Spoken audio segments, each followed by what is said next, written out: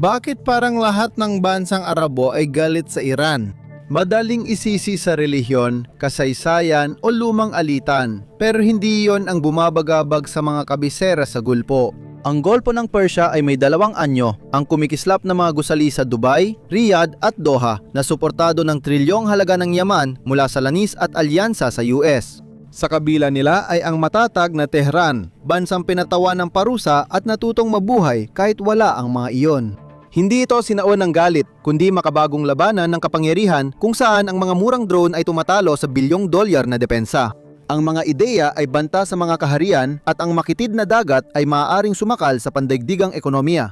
Ang takot sa mga kabiserang Arabo ay hindi ang pagsakop ng Iran gamit ang tangke, kundi ang pagkatuto ng Iran na manalo nang wala ang mga ito. Walang mas malinaw na halimbawa nito kundi ang mga pangyayari noong Setyembre 14, 2019. Ito ang sandali na ang theoretical na banta ay naging physical na realidad. 4:00 ng umaga. Ang pasilidad ng pagpoproseso ng langis sa Abkhaz, silangang Saudi Arabia, ang pinakamahalagang industrial na lugar sa mundo na nagpoproseso ng halos 70% ng langis ng kaharian.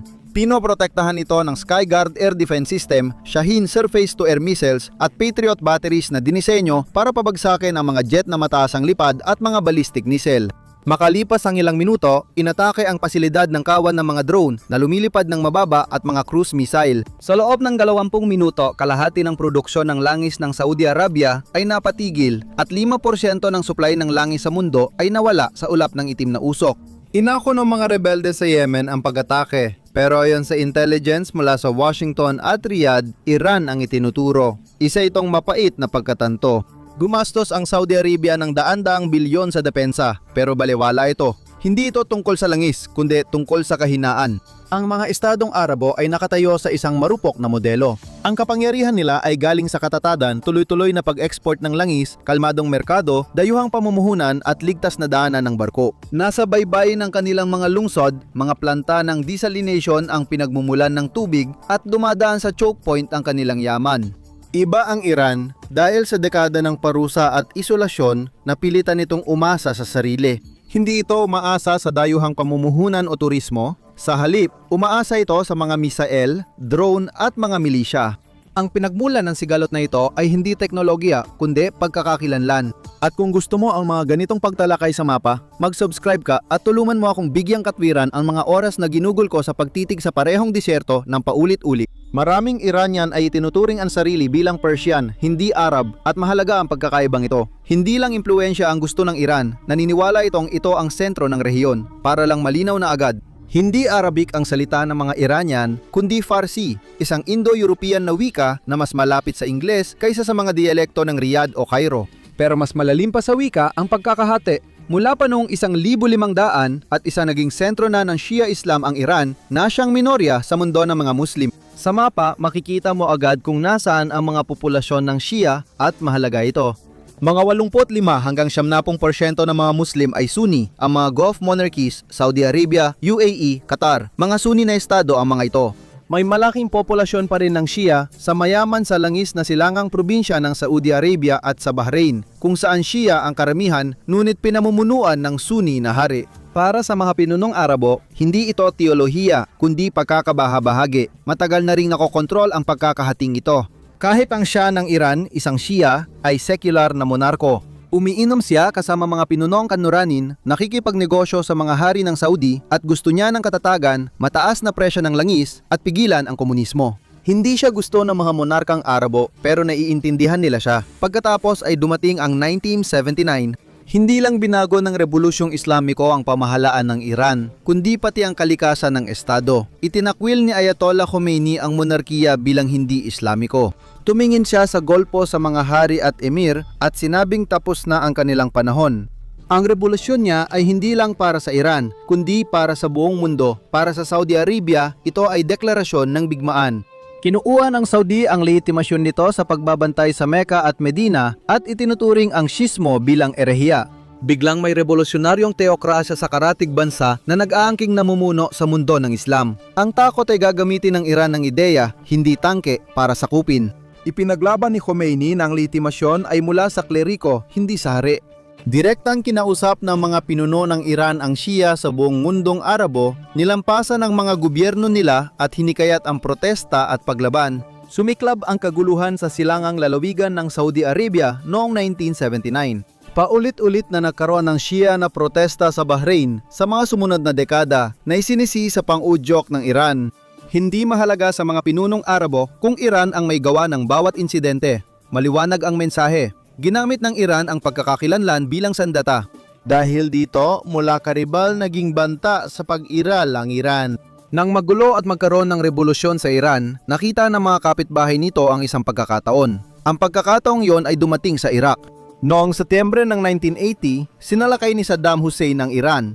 Opisyal, ito ay isang alitan sa hangganan. Takot si Saddam na ang revolusyon ng Iran ay mag-udyok sa mayorang Shia ng Iraq na mag-alsa laban sa kanya at sa mga monarkiyang Arabo ng Gulpo. Malupit si Saddam pero naging kapaki-pakinabang siya. Nagdesisyon sila. Revolusyonaryo ang Iran, pamilyar si Saddam, kaya siya ang pinili. Nagbigay ng bilyon-bilyong dolyar ang Kuwait, Saudi Arabia at iba pang estado sa Gulpo para pondohan ng digmaan ng Iraq at makinarya ni Saddam. Buhay ang ekonomiya ng Iraq habang tumatawid ang mga tangke sa hangganan. Tumagal ng 8 taon ang digmaan at halos 1 milyong namatay. Hindi kailanman nakalimutan ng Iran ang aral na kapag sila'y dumudugo, ang Gulpo ang nagbabayad. Naging bahagi ito ng estratehikong kultura ng Iran. Lumabas ang Iran sa digmaan na pagod, paranoid at laging naghihinala sa mga kalapit bansa. Ngunit nabuo rin dito ang isang pangunahing paniniwala na hanggang ngayon ay humuhubog sa lahat ng ginagawa nito. Hindi na muling papayagan ng Iran na mapaligiran at atakihin sila ng ganoon muli. Ngunit hindi ito tutugon sa pamamagitan ng pagtatayo ng isang tradisyonal na hukbo, tutugon ito sa pamamagitan ng ganap na pagbabago ng larangan ng labanan. Hindi na lakas ng hukbo ang ipapakita, kundi impluwensya sa pamamagitan ng network. Hindi na pagtatanggol ng hangganan, kundi paglaban sa malalayong lugar. Nag-invest ang Iran sa asymmetric warfare, nagsanay ng milisya, nagpondo ng kilusang pampolitika at sumiksik sa marurupok na estado. Simple lang ang layunin, gawing imposible ang direktang pagharap sa Iran nang walang kaguluhan at pagdanak ng dugo sa iba pang lugar. Ang unang at pinakamatagumpay na halimbawa ng estratehiyang ito ay lumitaw sa Lebanon noong digmaang sibil doon. Noong unang bahagi ng dekada 80, nagpadala ang Iran ng mga tagapayo ng Revolutionary Guard sa lambak ng Bekaa para tumulong magtatag ng bagong Shia militia, ang Hezbollah. Sa simula, maliit lang ito, pero hindi nagtagal ay lumaki rin. Nagbigay ang Iran ng pondo, armas, pagsasanay at ideolohikal na paggabay. Lumipas ang panahon, mas naging makapangyarihan ng Hezbollah sa gobyerno ng Lebanon at may mahigit 150,000 na misil at rocket. Dahil may sariling pamumuno, komunikasyon at patakarang panlabas ang Hezbollah, hindi maaaring magsimula ng digmaan ang Lebanon nang walang pahintulot nito. Para sa mga estadong Sunni Arab, ito ang bangungot na naging realidad. Noong 2003, sinalakay ng Estados Unidos ang Iraq at pinatalsik si Saddam Hussein. Para sa Iran, isa itong geopolitical na lindol. Ang pinakamapanganib nitong kaaway ay nawala, tinanggal ng pinakamalaking kalaban ng Iran at mabilis na kumilos ang Iran. Nagpadala sila ng mga opisyal ng intelihensya, relihiyosong eskular at pondo sa lokal na milisya. Sa mayon, ang puwersang popular na mobilisasyon sa Iraq ay binubuo ng iba't ibang milisya. Karamihan ay tapat sa kataas-taasang pinuno ng Iran. Naging buffer at launching pad ang Iraq para sa Saudi Arabia at Jordan. Binago nito ang lahat, hindi na nasa kabilang ibayo ng Golpo ang Iran, kundi nasa hangganan na nila. Nang masiguro ang impluwensya sa Iraq, sinimulan ng Iran ang pagtatatag ng tuloy-tuloy na kanlurang koridor ng impluwensya na noon ay di pa nagagawa. Tinatawag nila itong tulay na lupa, isang ruta na nagmumula sa Iran, dumadaan sa Iraq, papuntang Syria at tuloy-tuloy hanggang Lebanon. Sa koridor na ito, makakapaglipat ang Iran ng armas, tauhan at supply ng hindi umaasa sa impapawid o dagat na madaling maharang. Unang beses sa modernong kasaysayan, nagkaroon ng direktang akses ang Iran sa Mediteraneo at napalibutan ang mga estadong Arabo. Nakikita ng Saudi Arabia sa hilaga ang impluwensya ng Iran sa Iraq, tumingin ang Jordan sa silangan at nakita ang mga milisyang suportado ng Iran malapit sa hangganan. Napansin ng Israel na lumalakas ang Hezbollah sa hilaga. Sa pagdaan ng panahon, napakinabangan ng Iran ang heograpiya. Kung dahan-dahang umiinit ang hilaga, parang sumasabog naman ang timog. Mahaba at butas-butas ang hangganan ng Yemen at Saudi Arabia. Mahirap ito, mabato, at historical na hindi matatag. Noong 2014 sinakop ng kilusang Houthi, isang grupong Zaidi Shia mula sa hilagang kabundukan, ang kabisera Sana'a Zaidi. Ibang shismo nila sa shismo ng Iran. Estratehiya lang ang alyansa ng Houthi sa Tehran, hindi doktrina. May iisang kaaway sila kasama ang Iran, ang gobyernong suportado ng Saudi at Estados Unidos. Naipuslit sa Yemen ang ballistic missile, drone at anti-ship mine. Dahil sa takot, nagsimula ang Saudi ng pambubumba noong 2015 para ibalik ang gobyerno, umaasang mabilis silang mananalo. Pagkatapos ng 7 taon, nananatiling naipit ang mga Saudi sa Kumunoy. Hindi lang nakaligtas ang mga Houthi, gumanti pa sila. Nagpaputok sila ng ballistic missile papuntang Saudi, tinarget ang paliparan sa Riyadh at oil facility sa Jeddah. Ipinakita ng digmaan ang masaklap na katotohanan, hindi rin kayang manalo ng pinakamayayamang estado sa Gulpo. Sa Yemen, ang bawat putok ng Patriot Missile Interceptor ay nakakahalaga ng 3 hanggang 4 na milyong dolyar. Ang drone ng Houthi na gawa sa garahe gamit ang pyesa mula Iran at makina ng lawnmower ay nakakahalaga lang ng 2,000 hanggang 20,000 dolyar. Hindi kayang panatilihin ng ekonomiya ang gastos ng digmaan. Malaki ang epekto nito sa isipan ng mga estado sa Gulpo. Sa loob ng dekada, inakala nilang sapat na proteksyon ang kanilang yaman at alyansa sa kanluran laban sa banta. Pinatunayan ng Yemen na kayang ubusin ng Iran ang kanilang yaman at takutin ang kanilang mga lungsod kahit walang nagpaputok ng bala mula mismong Iran. Nagbibigay ito ng kapani-paniwalang pagtanggi na pumipigil sa direktang digmaan habang nakakamit ang estratehikong epekto nito. Kapag may misil na tumama sa oil refinery ng Saudi, itinatanggi ng Iran ang involvement nila at sinasabing gawa ito ng lokal na paglaban ng mga Yemeni. Alam ng lahat na mula Tehran ang teknolohiya, pero kung walang sapat na ebidensya, mahirap magsimula ng malawakang pagsalakay laban sa Iran. Hindi lang ito alyansang militar, kundi sandatang demograpiko rin. Nakikita ng mga estadong Arabo ang banta ng pagkakabaha-bahagi sa kanilang populasyon. Ang Bahrain, isang Shia majority na isla na pinamumunuan ng Sunni monarkiya, ay sumasalamin sa takot na yon. Noong 2011, sumiklab ang mga protesta para sa reforma. Hindi itinuring ng Gulf Cooperation Council na panloob na kilusan iyon. Nakita nila ang sabwatan ng Iran, tumawid ang mga tangke ng Saudi sa King Fahd Causeway para durugin ang pag-aalsa. Mas mahalaga pa rin ang takot na baka kasali ang Iran kahit hindi tiyak kung sangkot sila o hindi. Bawat protesta sa silangang lalawigan ng Saudi Arabia o kaguluhan sa Kuwait ay tinitingnan sa parehong pananaw. Ito ang pagkubkob sa lahat ng direksyon. May mga proxy ang Iran. Gayunpaman, ang tunay na lakas ay nasa dagat, hindi sa lupa. Ang kipot ng Hormuz ang pinakamakitid na daanan, 2 milya lang ang lapad sa pinakakitid na bahagi. Dito dumadaan ang 20% ng langis ng mundo at isang katlo ng seaborne LNG, humigit kumulang 20 milyong bariles bawat araw. Galing sa Saudi Arabia, UAE, Kuwait at Iraq ang karamihan ng langis na siyang pangunahing pinagkukunan ng kabuhayan ng ekonomiya ng Arabong mundo. Kung hindi sila makakapag-export sa pamamagitan ng kipot na ito, babagsak agad ang ekonomiya ng Gulf Cooperation Council. Nakasalalay ang pambansang modelo nila sa malayang daloy ng mga tanker palabas ng Gulpo habang kontrolado ng Iran ang hilagang baybayin ng kipot. Mula sa matataas at mabatong bundok na perpektong taguan ng Coastal Defense Battery, tanaw ang shipping lane. Sa loob ng mga dekada, umasa ang Iran sa mabilis na bangka, maliliit na submarino at mga mina, maliit na puhunan na kayang pigilin ang pandigdigang kalakalan. Ito ang nuclear option ng Iran kahit wala silang nuclear weapon kung direktang atakein sila ng Arabong Estado o Estados Unidos. Madalas nang bantaan ng Tehran na isara ang kipot ng Hormuz na kahit banta lang ay nagpapataas na ng insurance rates ng mga barko. Bilyon-bilyong dolyar ang pinsalang dulot nito sa ekonomiya ng mga kalapit bansa. Uri ito ng digmaang pang-ekonomiya na tinatarget ang pundasyon ng monarkiyang Arabo. Kaya bakit heograpiya ang nadidikta ng estratehiya ng mga Arabo? Sa nakalipas na 30 taon, ang mga monarkiya sa Gulpo ay nagbago mula sa tahimik na disyertong kaharian tungo sa pandigdigang sentro ng turismo, pananalapi at kalakalan. Ang mga lungsod gaya ng Dubai, Doha at Riyadh ay nakadepende sa dayuhang pamumuhunan, bukas na hangganan at mahinahong pamilihan. Hindi mo magagawa ang World Cup o maitayo ang Burj Khalifa sa lugar ng digmaan. Ngunit may kritikal na kahinaan ang mga bansang ito na madalas di napapansin. Tubig. Halos umaasa sa desalination plan para sa malinis na tubig ang Saudi Arabia at UAE. Ito ay malalaking pasilidad na industrial na nakalantad sa baybayin na lalo pang nagpapadagdag sa kanilang kahinaan. Ang Iran naman ay bumuo ng tinatawag ng kanilang mga leader na ekonomiyang panlaban.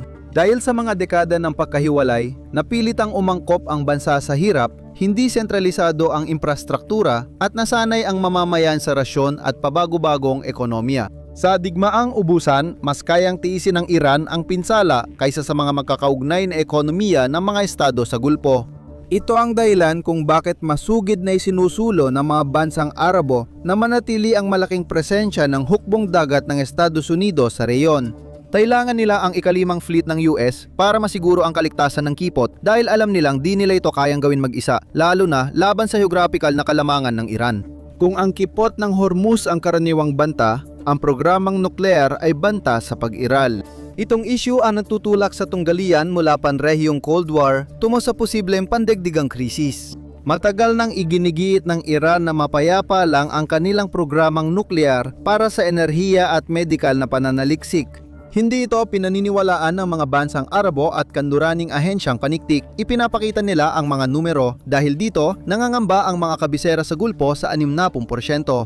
Ang enrichment ay hindi enerhiya, kundi countdown. Ang breakout time ng Iran para makagawa ng sapat na fissile material para sa nuclear na sandata ay sinusukat na ngayon sa loob ng ilang linggo, hindi taon. Ano ang mangyayari kung lampasan ng Iran ang threshold? Kapag nagkaroon ng nuclear na sandata ang Iran, magbabago ng tuluyan ang estratehikong kalkulasyon sa gitnang silangan. Ang Iran na may nuclear armas ay magiging ligtas sa pananakop at masisiguro ang patuloy na pag-iral ng revolusyonaryo'y rehimen. Gaya ng nuclear weapons sa North Korea, magpapahintulot ito sa Iran na suportahan ng mga proxy nito sa Yemen, Lebanon at Iraq nang walang parusa. Para sa Saudi Arabia, ito ay hangganang hindi dapat tawirin. Malinaw na sinabi ng pamunuan ng Saudi na kung makakakuha ng nuclear na armas ang Iran, kukuha rin ang kaharian ng sarili nito. Ito ay nagpapataas ng nakakakilabot na posibilidad ng isang nuclear arms race sa pinakamagulong rehiyon sa mundo.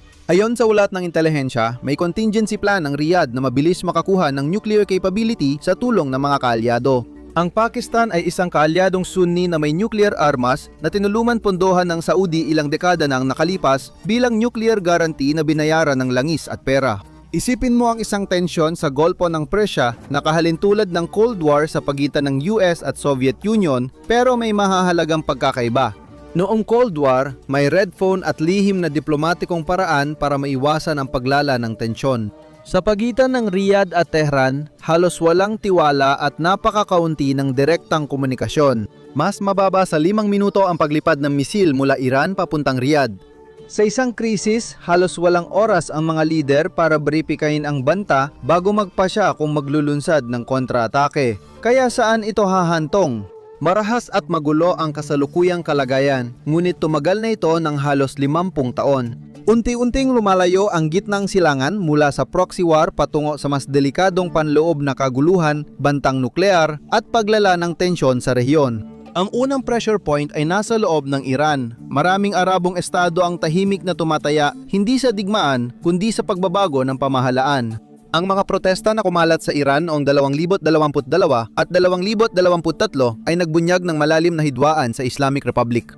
Ang mas batang henerasyong ipinanganak, matagal matapos ang revolusyon noong 1900 at 79 ay walang koneksyon sa ideolohiya ng Estado. Pagod na sila sa korupsyon, mahigpit na relihiyon at pag-aaksaya ng yaman ng bansa sa milisya sa Lebanon at Yemen. Habang inuubos ng implasyon ang kanilang ipon, umaasa ang Arabong media at social media na ang kaguluhan sa bansa ay magpapahina sa Tehran sa rehiyon, ngunit may panganib din ang estratehiyang ito. Ang isang sugatang rehimen ay mapanganib. Kung maramdaman ng pamunuan sa Tehran na humihina ang kanilang kapangyarihan, maaari nilang isipin na ang labas-bansang labanan ang paraan para pag-isahin ang bansa. Ang pangalawang posibilidad ay dating hindi maiisip. Noong Marso ng 2023, muling nagkaroon ng ugnayang diplomatiko ang Saudi Arabia at Iran kung saan ang Beijing at hindi Washington ang naging tagapamagitan. Muling nagbukas ang mga embahada at lumambot ang tono pero ilan lang ang tumitingin dito bilang kapayapaan, parang pansamantalang paghinto lang. Sumasailalim sa ekonomikong pagbabago ang Saudi Arabia sa ilalim ng Vision 2030 na naglalaan ng bilyon-bilyon sa mga proyekto tulad ng NIM at malalaking palakasan. Hindi mahihikayat ang turista kung may lumilipad na misil. Samantala, nasasakal ang Iran sa mga sanksyon at kailangan nito ng kalakalan sa rehiyon para makaraos. Parehong nagpapatagal lang ang magkabilang panig, hindi binabago ang estratehiya. Nananatili ang proxy network, sektaryang naratibo at nuclear centrifuge. Kaya ang natitira ay ang ikatlo at pinakamalamang na mangyari isang estruktural na Cold War na hindi talaga natatapos.